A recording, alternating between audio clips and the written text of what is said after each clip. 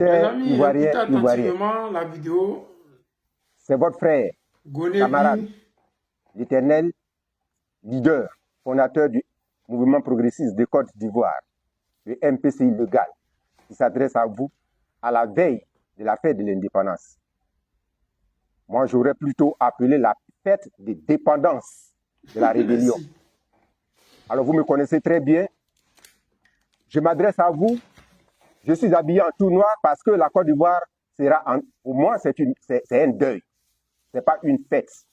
Parce que tous ceux qui vont venir défiler, ce sont eux qui ont endeuillé la République de la Côte d'Ivoire avec le sigle MPCI de Nagone Bidoua Augustin, secrétaire général, leader, fondateur du MPCI légal, qui traduit le président, son Excellence Alassane Dramane Ouattara, devant la CPI. Les voici, nous voici avec Alassane Dramane Ouattara.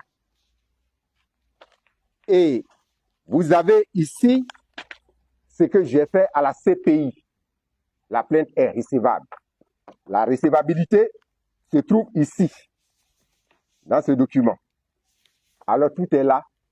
Nagone n'a jamais parlé sans preuve. Alors je crois que le président Alassane Ouattara, son Excellence, lui, il a choisi la vérité et la justice. Et Koudou Babo Laurent a choisi le désordre. Et le PDCI a choisi aussi le désordre. Alors, on crée un parti politique conformément à une loi. Et cette loi interdit véritablement la prise de pouvoir par les armes. Et on ne doit pas prendre le pouvoir par les armes. Et le désordre ne doit pas exister. C'est pourquoi, quand j'ai porté plainte, vous savez, si Alassane voulait me tuer, il n'allait pas donner un avocat.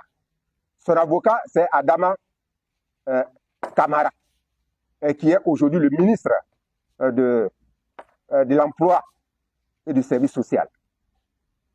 Alors, cette fête, ça sera conduit, le défilé sera conduit par un général. Et ce général sort d'où?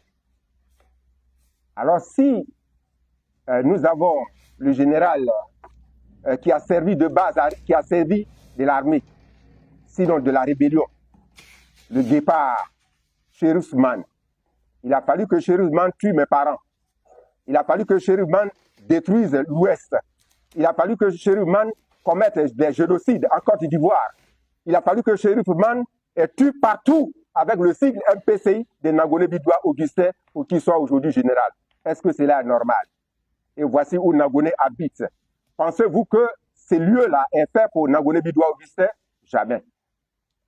Alors, ce que je vous demande, c'est que je suis très heureux parce qu'en réalité, les gens qui ne savent pas que le RDR, ce n'est pas Ouattara qui a créé, ce n'est pas le président Alassane Ouattara qui a créé, c'est Koudou Babo Laurent qui a créé avec Denis Kobena, avec les dissidents du les dissidents du RDR et du PDCI RDA, avec Denis Kobena.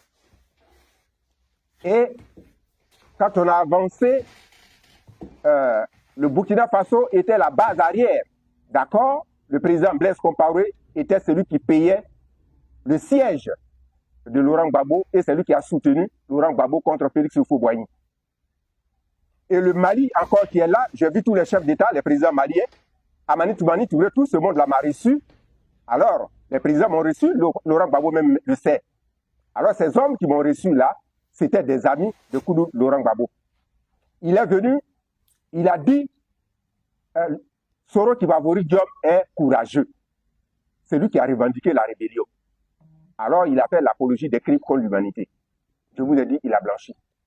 Et de l'autre côté, Henri Konan Bédié à son âme avec le PDCI RDA, ils ont dit que Soro Kibavori Diop est leur protégé, lui qui a chassé le dictateur Laurent Gbagbo du pouvoir. Aujourd'hui, ce sont eux qui sont encore à l'Assemblée nationale, la République de Côte d'Ivoire, alors que ce sont eux qui ont créé le RADP. Ce n'est pas encore le président Alassane Ouattara qui a créé le RADP.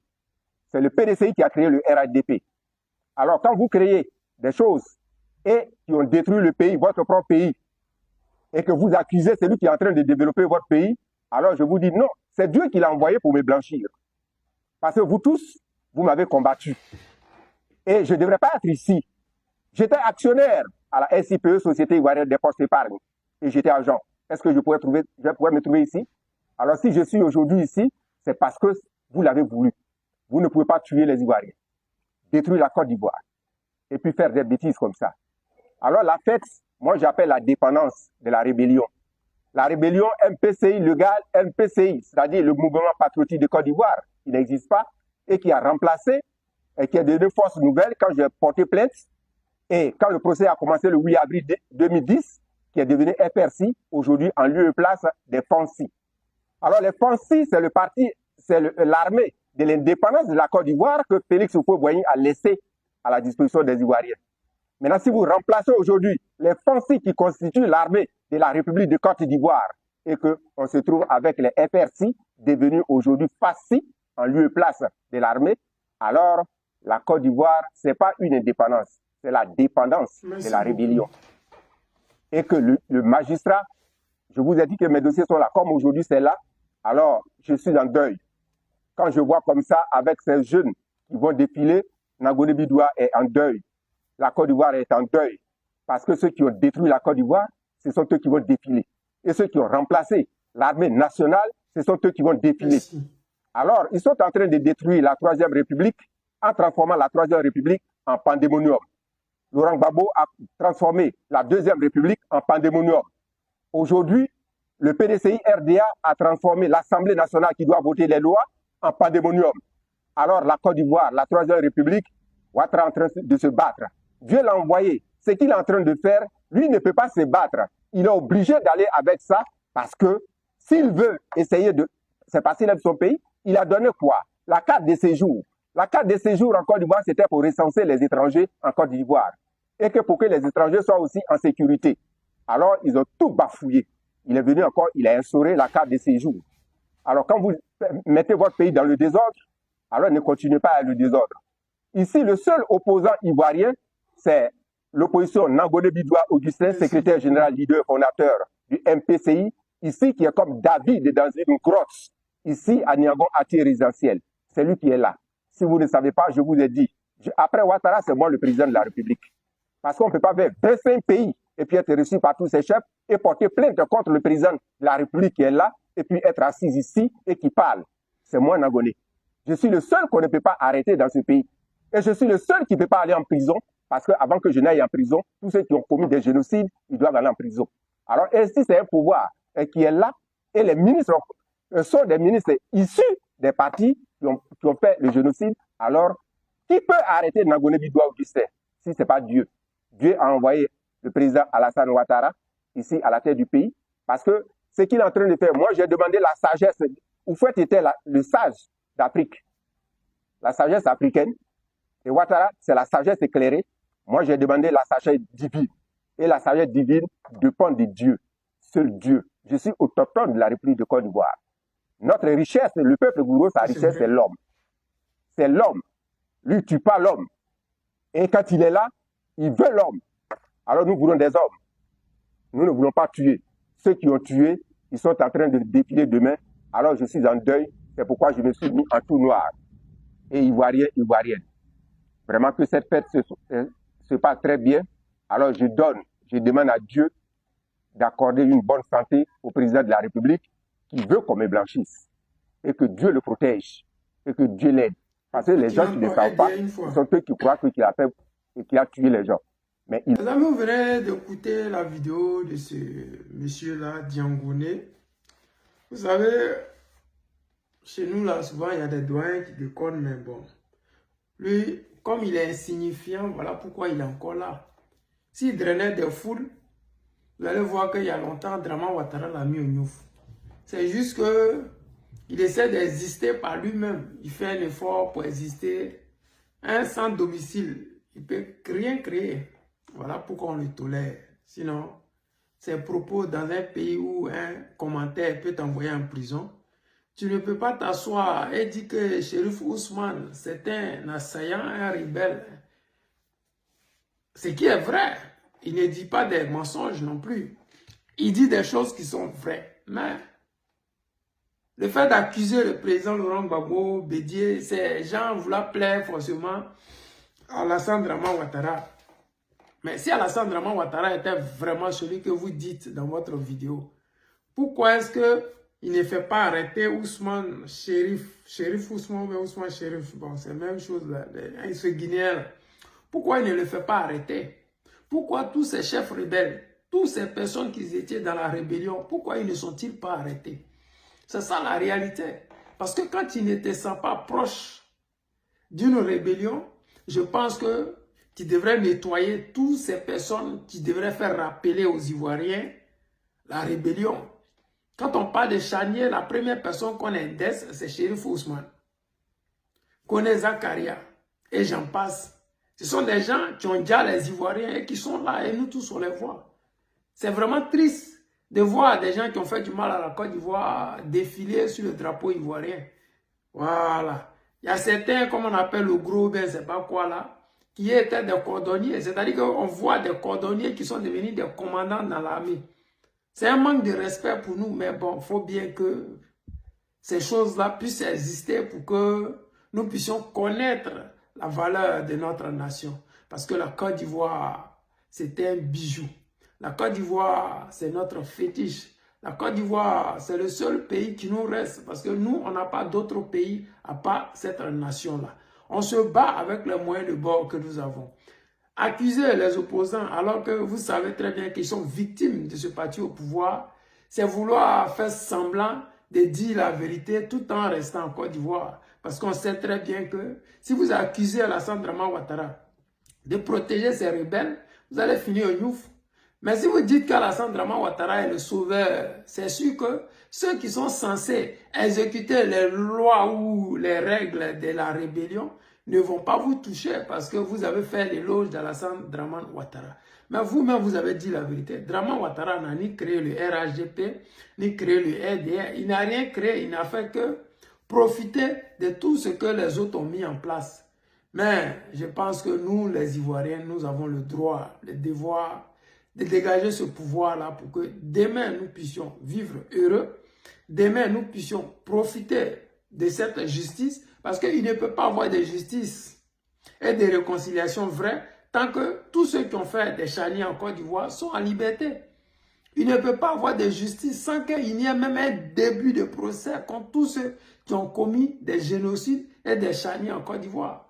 Parler de réconciliation sans porter plainte ou sans même que la justice elle-même s'auto-saisisse, il y a un problème. Mais bon, nous, on fait comme si on n'avait rien entendu, rien vu. On va publier la vidéo pour que ceux qui veulent entendre, entendent. Mais sachez une chose, vous qui êtes dans l'armée ivoirienne, qui êtes ivoirien de souche, on vous salue et on vous dit, regardez le peuple ivoirien, ils sont en train de souffrir. Faites votre travail. Chacun doit faire son travail. Nous, on fait le nôtre, faites le vôtre. Les amis, c'était le président Lota, l'ami des dirigeants qui se respectent. Je vous aime et je vous dis à tout à l'heure. Écoutez. Aujourd'hui, vous avez l'occasion maintenant de mener le combat. Vous ne le faites pas. Hier, celui-là même qui ne vous a rien fait, qui est venu avec une politique de décentralisation qui pouvait permettre à vos enfants de rester sur place, aller à l'école, d'éviter la drogue, d'éviter toutes sortes de dérives. Vous avez pris les armes, vous l'avez combattu.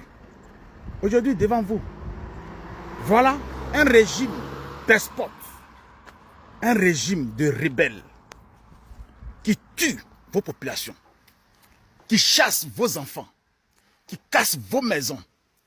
Vous n'avez plus de boubou à porter. Vous ne prenez plus les armes. Ça vous a loupé. Quand le président Laurent Gbagbo disait ici, vous me combattez pour quelqu'un que vous ne connaissez pas. Un étranger ne peut faire que le combat des étrangers. Vous avez les contrats? Tout est donné au Burkinabé. Vous faites venir vos voitures? Vos enfants vont-ils à l'école? Zéro. C'est bien fait pour vous. Et vous restez là? Non, on laisse pour nous à Dieu. Il n'y a pas Allah dedans. Il n'y a pas à faire de dire qu'on laisse à Allah. Hier, là, vous avez pris l'exemple pour quelqu'un qui ne vous a rien fait. Au contraire, c'est lui-même qui a milité pour que Draman Ouattara soit candidat en 1995. Et encore, c'est lui qui a signé pour que Draman Ouattara soit candidat en 2005. Et les élections se sont déroulées en 2010. C'est lui que vous avez combattu, non? Aujourd'hui, vous dormez à la belle étoile, vous dormez dans les cimetières. Prenez les armes, la saleté, qu'on ne porte pas Boubou, qu'il a tué Kamara H. Ah bon? Qu'il a tué Gueye Robert. Mais quand vous écoutez les discours d'Ibrahim Koulibaly, ce n'est pas lui-même qui a dit dans sa bouche que désormais, lui avec Gueye Robert, là, c'est la guerre déclenchée, déclarée. Vous avez honte. Mais ça va rester comme ça. Parce que quand on lutte pour quelqu'un qu'on ne connaît pas, c'est le résultat qui est là. Voilà. Vous ne pouvez plus parler. Quand on laisse à Dieu, donc vous pouvez laisser à Dieu. Et vous avez mis vos enfants dans la rébellion. Et maintenant, le nord est décimé. Il n'y a plus de cadre au nord. Soro Guillaume, il est en exil. Ahmed Ouattara, mort. Amadou Cimetière, mort. Il reste qui? Le baobab de Korogo, mort. Il reste qui? Ouattao, mort. Il reste qui? Vous n'avez rien compris. Il vous a dit, vous êtes en train de me combattre pour quelqu'un que vous ne connaissez pas. C'est le candidat de l'étranger, puisque lui-même il est étranger. Allez-y taper sur Google, vous allez voir. C'est bien fait pour vous. Les amis, vous avez écouté la vidéo de ce jeune-là. Vraiment, il a un peu résumé ce qui arrive aujourd'hui à nos parents du Nord. Ils sont dans un Goumen qui ne dit pas son nom. Un Goumen qui n'a pas de nationalité. Un Goumen qui ne sait pas d'où ça vient, mais ils savent très bien d'où c'est parti. Aujourd'hui, ils sont meurtris. La honte a couvert leur visage. Quelques-uns prennent le courage de dénoncer ce qu'ils vivent. Mais la majorité, la honte, les a mis au silence. Regardez aujourd'hui à Yopougon. Vous dites que vous étiez musulman et qu'on dit qu'il ne faut pas les musulmans vont venir au pouvoir. C'est les musulmans aujourd'hui qui donnent la boisson haram aux gens. L'alcool, là, c'est défendu dans votre livre saint. Si vous ouvrez 12 maquis, vous louez 12 maquis, alors que dans le même moment, nous avons des femmes enceintes, des femmes qui viennent d'accoucher, des pères aveugles, des mamans vieilles qui ne peuvent plus travailler, qui sont à la belle étoile et qui demandent juste des cautions. Vous avez 12 maquis réservés pour ces personnes-là. On ne sait même pas combien ça vous a coûté. Des centaines de millions. Parce que si la boisson est gratuite, un casier de bière, ce n'est pas moins de 10 000 quand même. Donc imagine ces milliers de jeunes que je vois dans les maquis là. C'est combien de millions vous avez dépensé pour pouvoir simplement sauver la face. Parce que quand le guide président Laurent Gbagbo fait la fête de la Renaissance à Figayo 2 jours, il ne paye pas la boisson cadeau. Les gens payent les boissons pour venir assister. Vous faites toujours du copier-coller sur Gbagbo Laurent, mais à l'arrivée, vous faites mal parce que vous êtes tellement impopulaire que vous êtes obligé de payer pour que les gens viennent. Que vous fassiez des meetings, que vous fassiez fête de l'indépendance. Depuis quand fête de l'indépendance, on paye pour que les gens viennent regarder. Je pensais que la fête de l'indépendance, c'est un moment de fête où chaque Ivoirien sort pour venir célébrer notre indépendance. Je ne savais pas que la fête de l'indépendance, c'était pour un parti politique où il fallait faire des t-shirts à l'effigie du président, où il fallait faire des bidons d'eau à l'effigie du président, des bouteilles de bière à l'effigie du président, à qui vous faites du tort. Nous, on s'en fout, parce qu'on sait que tôt ou tard, que vous fassiez tout ça, ça ne va rien changer dans notre cœur, dans notre vie. Au contraire, ceux qui vont aller boire votre boisson, c'est eux qui seront maraboutés. Vous vous rappelez, avant les élections de 2020, je crois bien, ils avaient fait un don de viande de cheval dans l'armée pour éviter que l'armée se révolte. Ils ont partagé des viandes, la viande, on dirait 3 kilos, 4 kilos à chaque militaire dans le camp. Et c'est la même chose qu'ils sont en train de faire. Pour ne pas que la jeunesse se réveille, on leur fait des dons qui est déjà un sacrifice. Regardez le nombre de personnes qui ont perdu, qui ont été déjà dans la semaine précédente avant que nous arrivions en août. Combien de personnes chaque jour s'en vont parce qu'ils font des sacras, des sacras, des sacras. Mais cela ne va rien changer. Je vous ai dit que la Côte d'Ivoire, c'est une terre bénite et que nos ancêtres, ils sont au travail.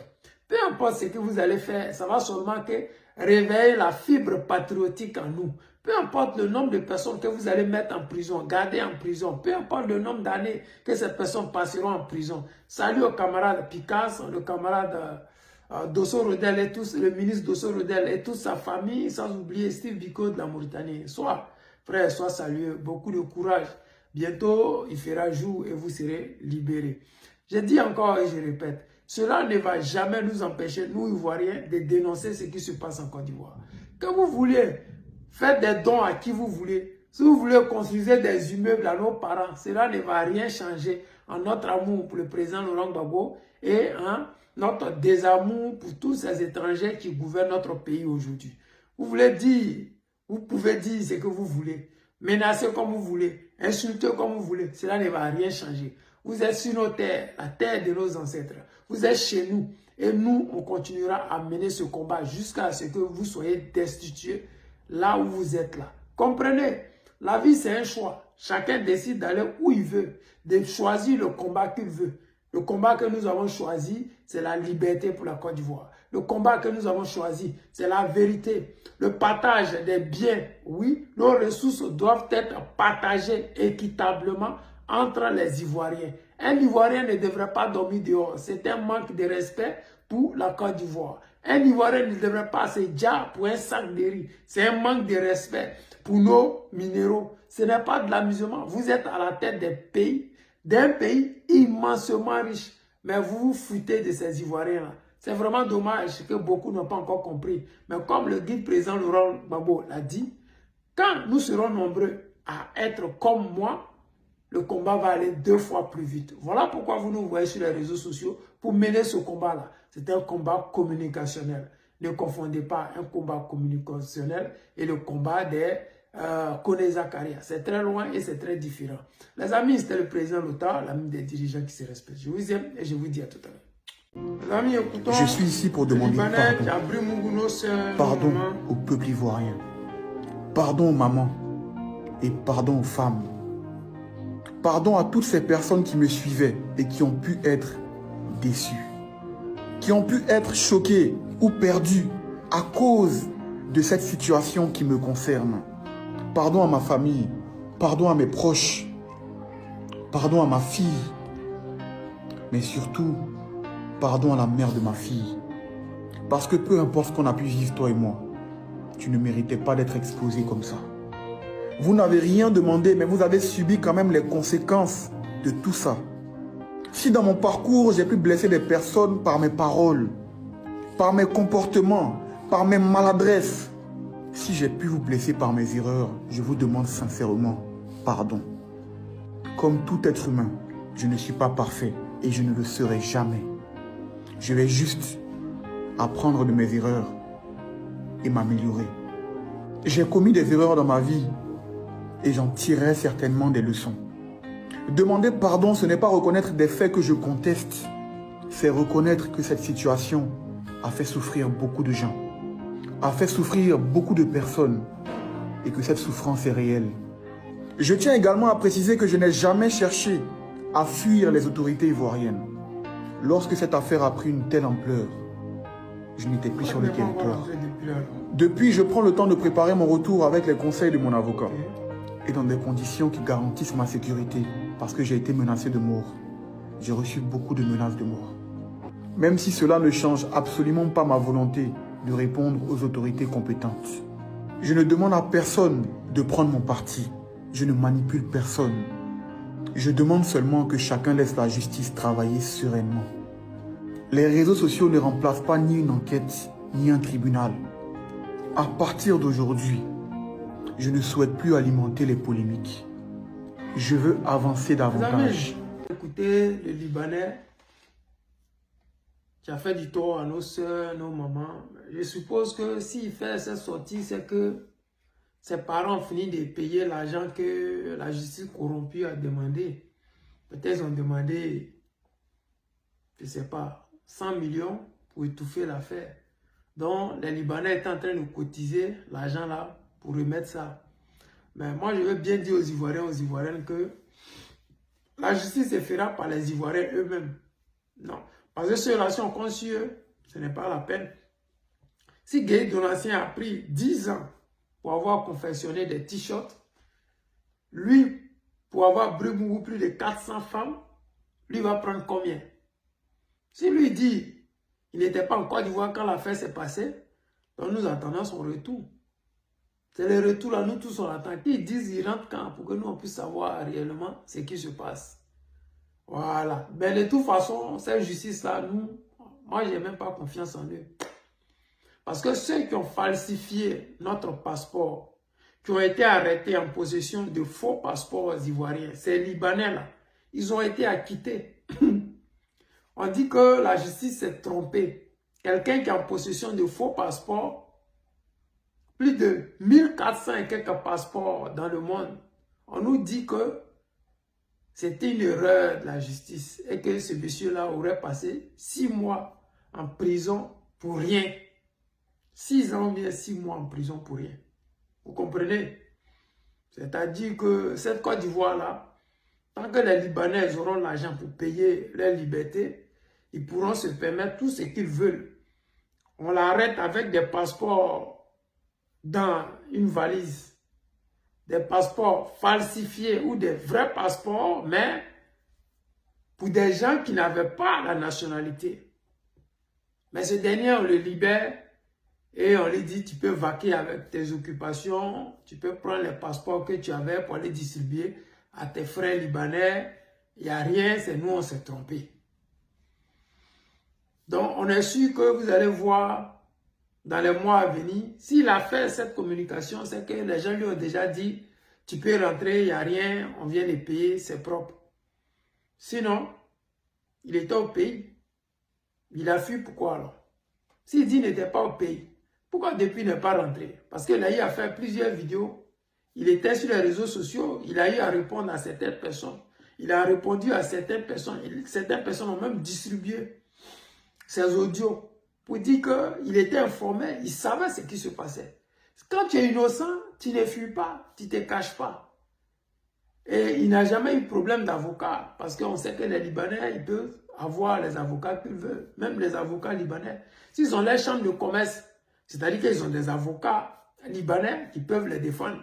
Donc lui, un enfant libanais, il peut prendre un avocat libanais exerçant en Côte d'Ivoire, parce qu'aujourd'hui, nous sommes dans un pays, ils sont dans un pays, C'est-à-dire qu'il y a pays dans pays. Les Libanais ont les chambres de commerce, ils ont leur école, ils ont leur mosquée, la seule chose qui leur manque, c'est le pouvoir.